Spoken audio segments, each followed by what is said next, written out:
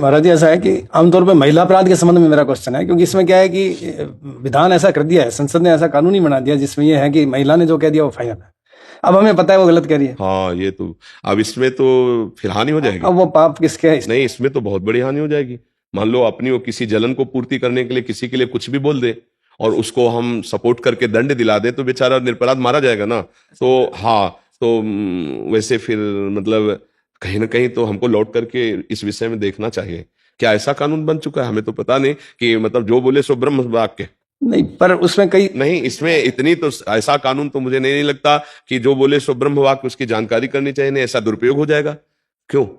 कानून ऐसा है महाराष्ट्र जी, आरोप लगा दिया महिला ने, अब सिद्ध करने की जिम्मेदारी सामने वाले पक्ष की होती है। तो ये कभी कभी बड़ा कठिन होता है कि हम अपने आप को निरपराध कैसे सिद्ध करें। तो ये कठिनाई के विषय में समझौता है। पर इसमें तो अधर्म हो ही जाएगा। अधर्म तो हो ही जाएगा ना।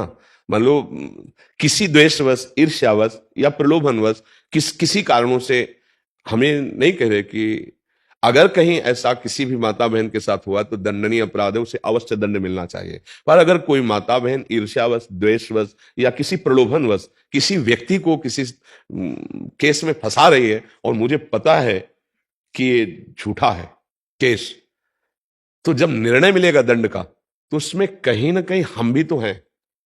नहीं, कानून में लिखा हुआ है कि ऐसी स्थिति में जब महिला और पुरुष की बात में से किसकी बात को मानना है तो महिला की बात को मानना है, कानून में है। हाँ, कानून तो महिला अगर उसको झूठे फंसा रही, उसको दंड देने दिलाना चाहती है तो अब उसमें फिर आप क्या कर सकते हैं?